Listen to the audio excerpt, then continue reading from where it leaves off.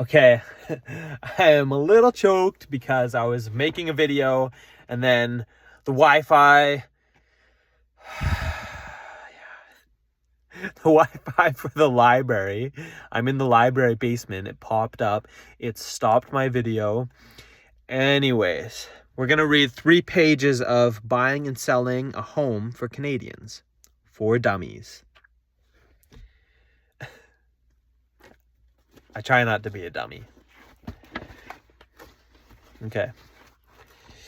Most real estate agents have software that generate a standard form contract of purchase and sale. However, these programs also allow for the customization of the contract through the insertion of additional phrases and clauses that reflect the particulars of your situation. Because we can't tell you exactly what your recipe should be, this section outlines the sorts of things that will be of particular concern to you, the seller, in some key areas. Real estate laws differ from province to province. Consequently, no single standard contract exists for all of Canada. For all of Canada exists? Okay. Most home sales use a contract supplied by the provincial real estate board or association or its local affiliate. Be prepared to receive a lengthy document. The offer, the partially completed contract you receive from the buyers, may be 6 or 7 pages or longer. Don't worry if your sale is particularly complex or unique. The standard forms are only a guide. They can be modified to suit the particulars of your sale, and you can add as many schedules, also known as addendums, as you need. These add-on forms specify all the clauses and conditions of sale that simply don't fit in the space allotted on the standard agreement. Some come with pre-printed clauses.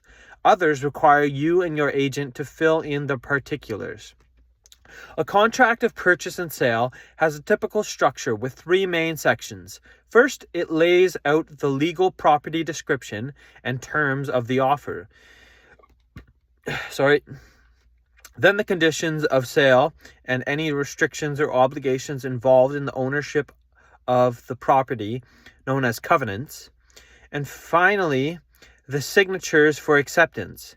In the next section, we explain all these contract components in detail. Title: A pound of offer. The buyer's agent prepares the offer to purchase and has a 3-fold function. First, it identifies the parties involved in the transaction. You, the seller, your buyer, the agents acting on behalf of the buyer and seller. If your home is owned jointly by you and another party, perhaps your spouse or partner, both owners are identified in the seller section.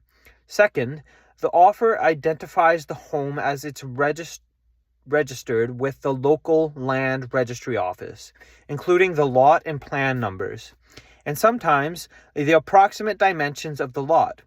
All this information is taken from the listing contract or from the title search that either you or the buyer or your agents have obtained.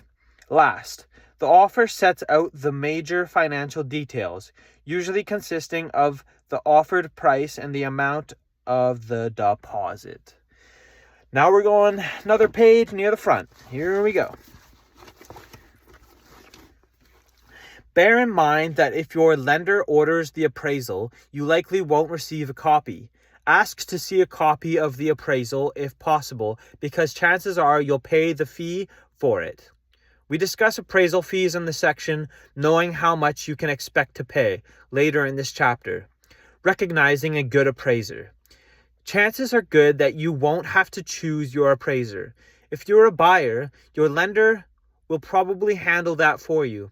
If the responsibility does fall to you, make your choice based on more than just the appraiser's web appeal. Consult your lender to see who it recommends. On the other hand, if you're selling your property and need an appraisal to accurately determine its market value, you may need some tips. Certification is what you look for in an appraiser. Plain and simple. An independent appraiser should have the AACI, Accredited Appraiser Canadian Institute, or CRA, Canadian Residential Appraiser, designation, both of which are trademarked and awarded by the Appraisal Institute of Canada. Make sure you ask to see your appraiser's credentials. Reputation is also key. If you do need to hire an appraiser, work with someone you can trust. Ask any friends who've bought homes recently for their suggestions, or contact the Appraisal Institute of Canada for a list of professional appraisers in your area. The Institute's website also has a Find an Appraiser feature that has 2 different search options.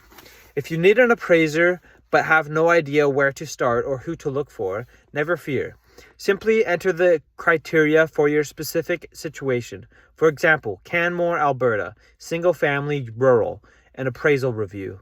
When you submit the information, you'll be provided with a list of accredited appraisers in that area who best fit your needs. You'll also get all the necessary contact information, including phone numbers, email addresses, and websites if they have one. If you've been given the name of a top-notch appraiser, your great aunt's neighbor's babysitter says she's fabulous, but you're not sure how to contact her, just enter the last name of the appraiser into the search box. If she is in the database, you'll get that much sought-after contact info.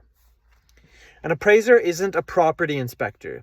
An appraiser focuses on value, whereas a property inspector assesses the condition of a property with a view to making sure it's in good working condition and fit for occupancy. An appraiser can tell you that the value of a property, but the value can change if the property inspection uncovers, and I just read one page, so we're left with a cliffhanger there, but I can presume it said if the property inspection uncovers like bad stuff, like rusty pipes or cracked foundations. Okay, now we're going in the middle. Okay, this one's going to be kind of quick. Considering the co-op's pros. You may be inclined towards buying a co-op rather than a condominium for several reasons. More bang for your buck. The price will be lower, so you should get a larger unit for your money than you would get in a conventional freehold condominium. You're not just buying, you're joining. In contrast to condominium corporations, many non-market co-ops are non-profit organizations. You have lower costs. Monthly fees are typically less in a co-op compared to those of a condo, and monthly fees are set by a vote of the co-op members. You perform less maintenance than with a house. As with a condo, some of the maintenance and yard work won't be your responsibility. Your opinion counts. Your views will probably have greater weight in a smaller cooperative community than in a large one. You have some influence over who lives there. As a co-op member, you have a say in who is allowed to purchase shares in the co-op corporation, and therefore, who your neighbors will be, if you sit on the board of directors. Weighing the co-op's cons. Some serious disadvantages to cooperative living should also be considered. Member approval controls the community. Selling the right to your unit requires that your buyer be approved by the co-op community. Limited choice of location. You may not be able to find a co-op in the neighborhood you want. Financial arrangements. Getting financial backing for the purchase of a co-op is often more difficult than with a condo, and mortgage rates are often higher. Community commitments. Being a participating member of the co-op community takes time and effort. Participation in the upkeep of the co-op. Some maintenance and yard work will be your responsibility. Okay, we got that done in under 10 minutes. I think I know who I ought to send this to. Thank you for tuning in.